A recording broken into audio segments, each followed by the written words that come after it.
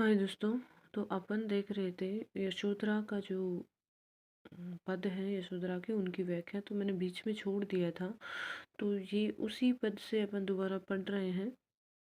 ये तृतीय वर्ष हिंदी साहित्य आधुनिक काव्य में। तो देखिए, मैं अबला पर वे तो विस्तृत वीर बल थे मेरे, मैं इंद्रिया शक्ति पर वे कब थे विषयों के चेहरे। आई मेरे अर्धांगी भाव क्या विषय मात्र थे तेरे, हाँ अपने अंचल में किसने ये अंगार बिखरे। मैं अबला, देखिए वो समझाने का प्रयास कर रही है। यहाँ पे यशोधरा कह रही है सखी को कि मैं तो अबला थी, लेकिन मैं वो तो मेरे महान ज्ञानी बलशाली योद्धा थे। मुझे उनके ऊपर गर्व था, मुझे ये था कि मैं उनकी धर्म पत्नी हूँ, ऐसा मुझे अभिमान था उनके ऊपर। मैं तो भला कुछ नहीं जानती थी, वो मेरे सब कुछ जानकार जानने वाले विश्रुत योद्धा थे। मैं इंद्रिया आसक्ति, इंद्रियों के अंतर्गत आसक्ति होना, कि मैं तो इंद्रियों के प्रति आसक्त थी, अर्थात सांसारिक विषय वासनाओं में उलझी हुई थी।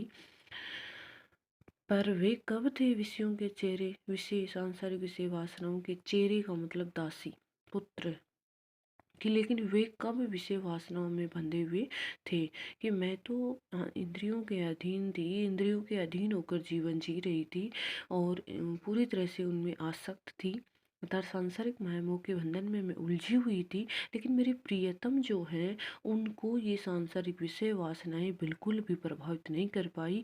वे बिल्कुल भी इनमें ध्यान मग्न इनका नहीं था, वे विषय वासनाओं से कोई मतलब ही नहीं रखते थे। अहि मेरे अर्धांगी भाव क्या विषय मात्र थे तेरे, कि ये मेरे जो अर्धांगिनी का जो भाव था, मेरे मन में ये था कि मैं उनकी धर्म पत्नी हूँ, उनकी अर्धांगिनी हूँ। ये जो भाव मेरे मन में था, क्या विषय मात्र थे मेरे, क्या ये जो भाव मेरे मन में सांसारिक विषय वासनाओं का ही प्रभाव था। ऐसा कोई, वो क्या मुझे अपनी धर्मपत्नी नहीं मानते थे। अर्थात उसका कहने का भाव ये है कि मेरे मन में ये भाव था कि मैं उनकी धर्म पत्नी हूँ, और क्या, और मेरे मन में जो ये अर्धांगिनी का भाव था कि मेरे बिना भी अधूरे हैं, मैं मेरे आने के बाद ही उनका जीवन सफल हुआ है। ये जो भाव थे, क्या ये सांसारिक विषय वासनाओं का जाल था, क्या मैं उनके अंदर उलझी हुई थी, क्या ये मेरा कोई भ्रम था। हाँ अपने अंचल में किसने ये अंगार बिखरे, कि मैं बड़ी ही सुख सुविधा के साथ में बड़े ही प्रसन्नता के साथ में, आनंद के साथ में अपना जीवन जी रही थी, और पता नहीं किसने आकर मेरे इस जीवन में ये अंगार, ये दुख के बादल बखेर दिए हैं। कि मैं उनकी अर्धांगिनी बन के ऐसे खुशी से जीवन व्यतीत कर रही थी, और पता नहीं किसने आकर ये अंगार मेरे जीवन में बखेर दिए हैं। हे नारित्व मुक्ति में भी तू अहो विरक्ति विहारी। वो कह रही है कि नारित्व मुक्ति, कि नारी से मुक्त होने वाले मैं भी इस संसार से विरक्त होकर विहार करने वाली हूँ। कि आप तो नारी से मुक्त होकर इस संसार से जा चुके हो सत्य की मार्ग पर, कि नारी ही, उन्होंने माना है कि नारी क्या है, मुक्ति के मार्ग में सबसे बड़ी बाधक है। तो वे तो नारी से, मुझसे मुक्ति लेके यहाँ से जा चुके हैं, विरक्ति विहारी। और वो कह रही है विरक्त हो चुके हैं इस संसार से, विहार करने से विरक्त होकर, अर्थात ये जो प्रेम वासना है, बंधन है, इनसे अलग हटकर, दूर होकर वे संसार से में सत्य मार्ग की खोज के लिए यहाँ से निकल पड़े हैं। वो कह रहे हैं कि आर्यपुत्र जो है वो अपनी कर्तव्य निभा चुके हैं, अपना धर्म निभा चुके हैं, अब मेरा समय है।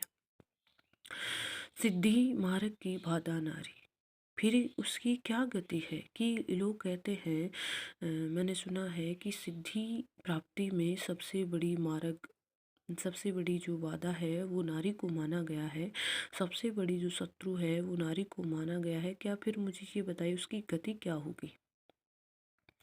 पर उनसे पूछूं क्या जिनको मुझसे आज विरक्ति है, कि पर मैं उनसे क्या पूछूं जिनको आज मुझसे, लाइट जा चुकी है तो बीच में थोड़ा सा व्यवधान आ गया।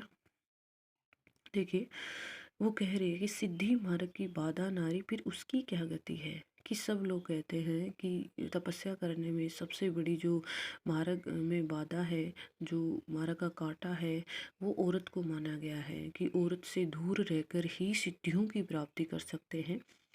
तो फिर मुझे ये बताइए कि उस औरत की क्या गति है? उस औरत को इस जन्म मरण के चक्कर से उसे कैसे छुटकारा मिलेगा? मुझे ये बताइए आप।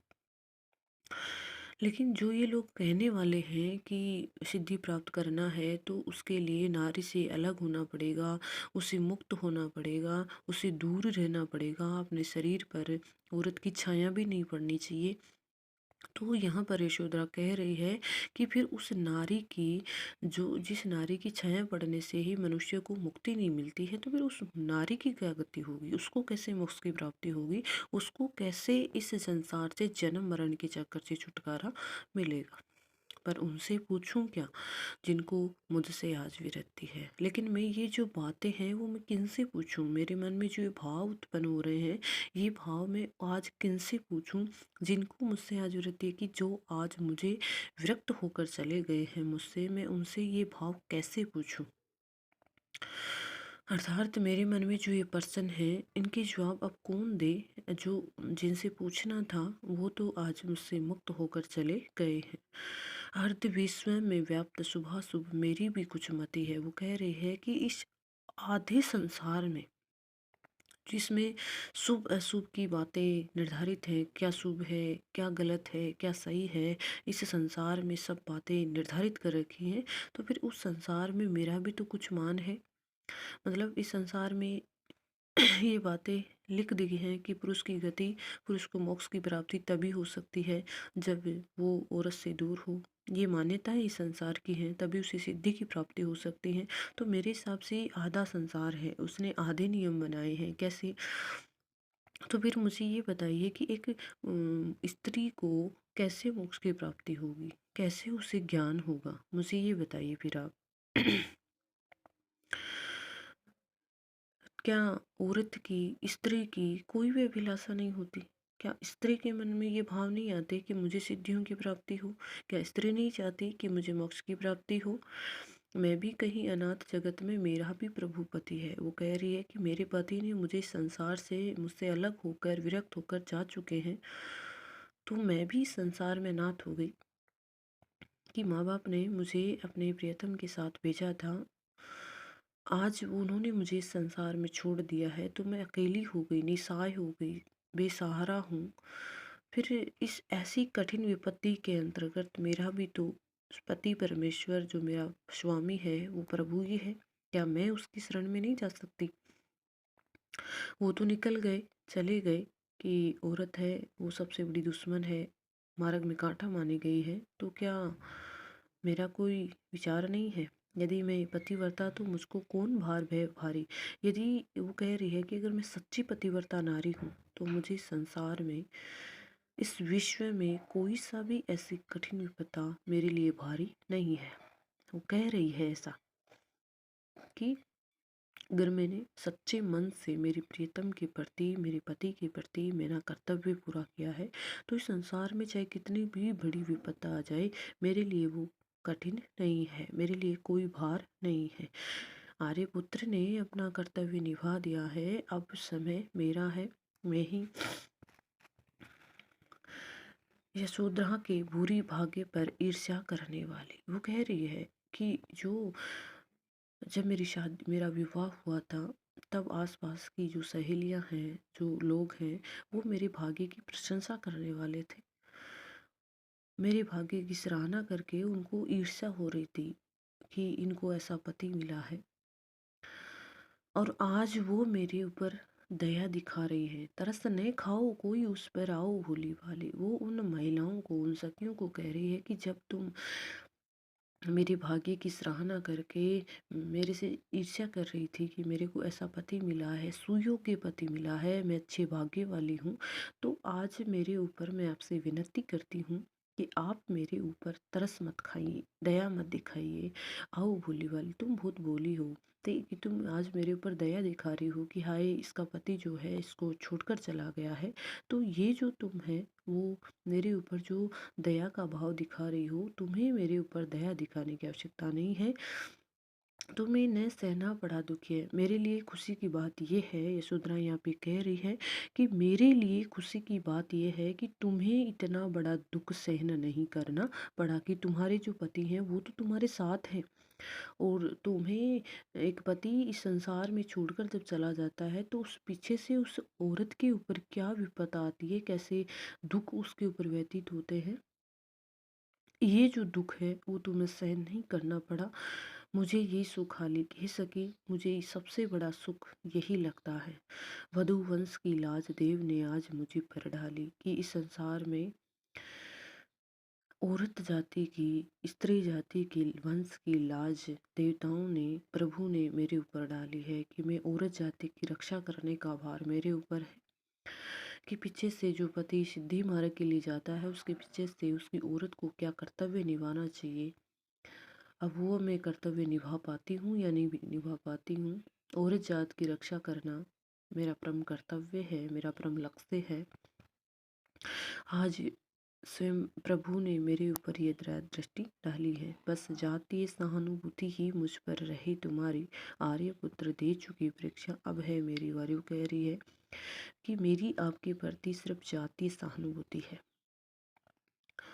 कि मैं आपकी जाति की हूँ, मतलब तुम्हारी जाति की हूँ, मैं स्त्री हूँ, बस आपके मन में मेरे प्रति यही भावना रहे वो ही काफ़ी है। आपके मन में ये भाव नहीं होना चाहिए कि मेरे पति मुझे छोड़कर चले गए हैं और आप मेरे ऊपर दया करें, मैं ये नहीं चाहती। आप सिर्फ मेरे प्रति सहानुभूति इसलिए रखें कि मैं स्त्री जाति की हूँ, आप ही की जाति की हूँ, इसीलिए आप मेरे ऊपर सहानुभूति रखें। आगे वो कह रही है, आर्यपुत्र ने अपना कर्तव्य निभा दिया है, अब मेरा समय है।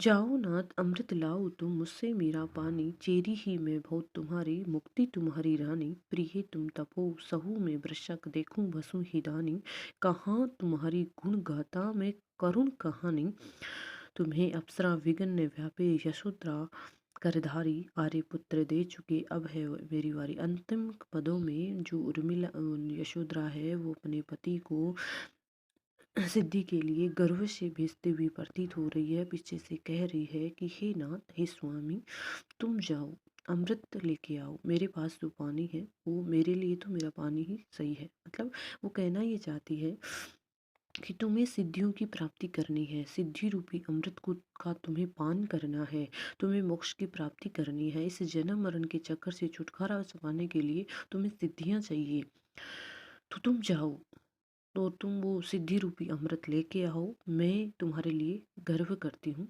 मुझे इस बात का कोई दुख नहीं है, मुझ में मेरा पानी, लेकिन मैं इस संसार में रहकर मेरे कर्तव्य को पूरा करूँगी।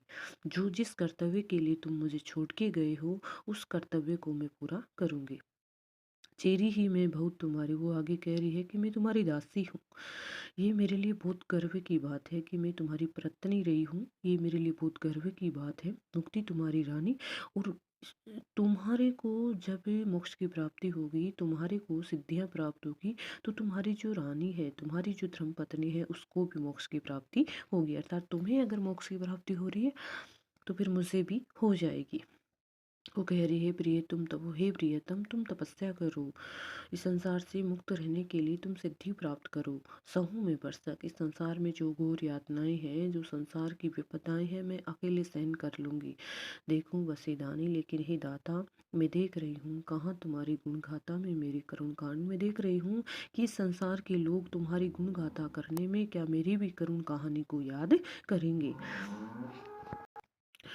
तुम्हें अप्सर, अगर वो कह रही है कि तुम्हें तुम्हारी सिद्धि प्राप्त करने में किसी भी प्रकार की अप्सराओं का कोई विघ्न, कोई व्याधा नहीं पड़े, कि मैं नहीं चाहती कि मेरी वजह से तुम्हारे जीवन में जो सिद्धि प्राप्ति करने के लिए तुम गए हो उसमें कोई बाधा पड़े, उसमें कोई अवरोधक आए। हे यशोधरा को अपनाने वाले, दोनों हाथों से यशोधरा को अपनाने वाले, हे करधारी, हे प्रियतम, मैं नहीं चाहती मेरी वजह से तुम्हारे जीवन में कोई कठिन विपत्ति आए। मैं तुम्हारे जीवन में आकर तुम्हें पथ से विमुख नहीं करना चाहती। इसलिए मैं कह रही हूँ कि तुम जाइए और तपस्या करिए। आर्यपुत्र परीक्षा दे चुके हैं, अब मेरी बारी है। तो दोस्तों एक पद और बचा है, एक भाग और बचा है जो अपन अगली वीडियो में देख लेंगे। आज के लिए इतना ही, धन्यवाद। और लाइक कीजिए, इसको शेयर कीजिए, सब्सक्राइब कीजिए। और आज के लिए इतना ही, धन्यवाद। आपने इस वीडियो को देखा, उसके लिए मैं आपको धन्यवाद देती हूँ।